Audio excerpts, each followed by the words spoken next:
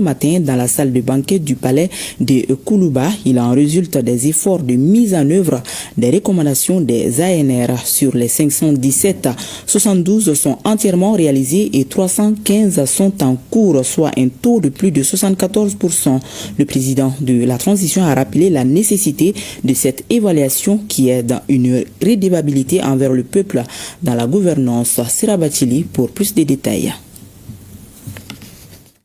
Les b.a.-ba de la refondation en évaluation. C'est un compte rendu annuel de l'action publique pour un Mali nouveau confié au comité indépendant de suivi et évaluation des recommandations des assises nationales de la refondation. Un impératif pour une vision de changement de cap souhaité par les Maliens à travers les assises nationales de la refondation. Le troisième rapport du dit comité officiellement remis au président de la transition, le général d'armée Assimi Goïta, fait le point de mise en œuvre des propositions faites par les Maliens lors des ANR. En résumé, des efforts de mise en œuvre, il en résulte que 72 recommandations sont entièrement réalisées, 315 recommandations sont en cours de réalisation, d'où une tendance de réalisation de 74,85%. S'agissant des réalisations qui résultent de votre initiative personnelle, elles se situent en amont pour faciliter la mise en œuvre des recommandations des ANR.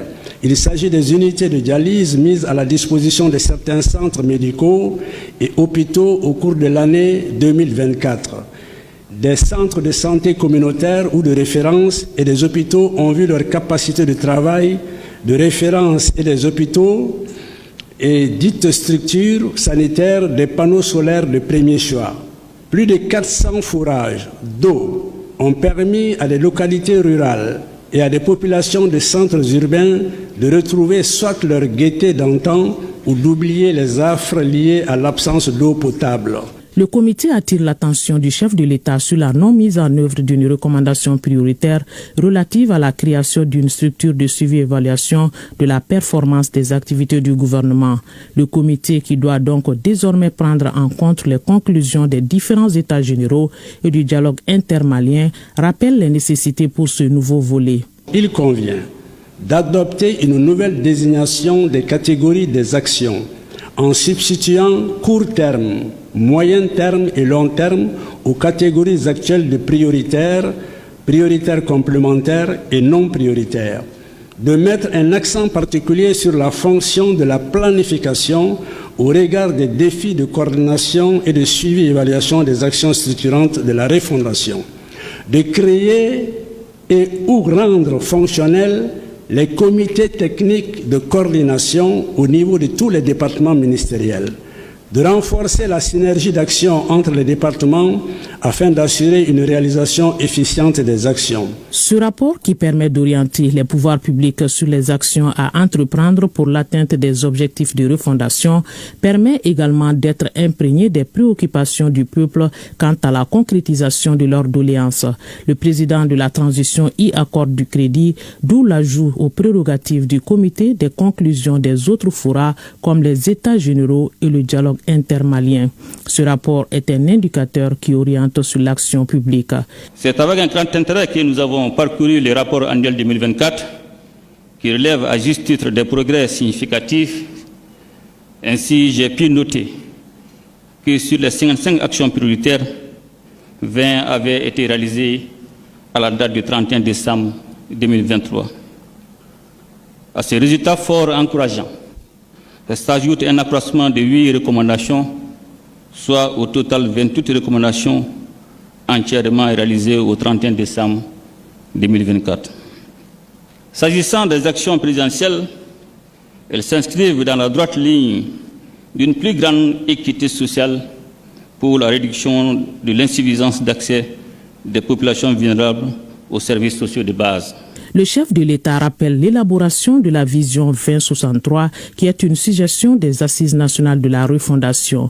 Des projections pour une économie forte avec en ligne de mire un développement durable les 40 prochaines années. Ces recommandations constituent des outils de planification avec une adaptation selon les besoins des différents secteurs. Un examen approfondi des résultats de mise en œuvre permet de constater que chaque recommandation a un but et une finalité. C'est donc dire que les recommandations ne sont pas uniquement techniques, elles ont également une dimension économique et sociale. Le résultat visé pour chaque action peut être atteint ou modifié en fonction des circonstances. La circonstance qui nous réunit aujourd'hui est également opportune pour évoquer le nouvel outil de travail qu'est la vision 2063, à l'exposé de laquelle votre représentation était assurée. Cet outil ne vous est assurément pas étranger pour la simple raison qu'il s'agit d'une recommandation phare des Assises nationales de la refondation. Et le président de la transition de poursuivre sur les plans de développement ambitieux pour le Mali, des stratégies centrées sur 8 axes prioritaires selon un programme gouvernemental spécifique, et les priorités à ce niveau sont l'agriculture et l'industrialisation. Malgré un contexte sécuritaire difficile et une situation économique et financière internationale complexe, le gouvernement a reçu l'exploit d'établir des plans de développement ambitieux fondés sur les axes stratégiques qui constituent désormais notre cadre de travail planifié. En faisant de l'agriculture et l'industrialisation nos priorités, nous plaçons beaucoup d'espoir dans nos ressources minérales dont l'exportation servira de levier pour stimuler le secteur agricole de notre pays, ainsi que ressort du présent rapport. Par ailleurs, pour une mise en œuvre efficiente des recommandations et préoccupations soulevées par nos compatriotes, le sincère FNR a proposé des pistes de solutions qui seront soumises au gouvernement pour une meilleure prise en charge. Et je voudrais renouveler mes félicitations au coordinateur général du sincère FNR ainsi qu'à l'ensemble de ses collaborateurs pour le travail remarquable accompli en vue de l'avènement du Mali courant. Comme à l'accoutumée, instruction a été donnée aux membres du comité pour la restitution des résultats de cette évaluation 2024 aux Maliens de l'intérieur comme de l'extérieur. Et pour le chef de l'État, c'est une garantie de redevabilité dans la gouvernance.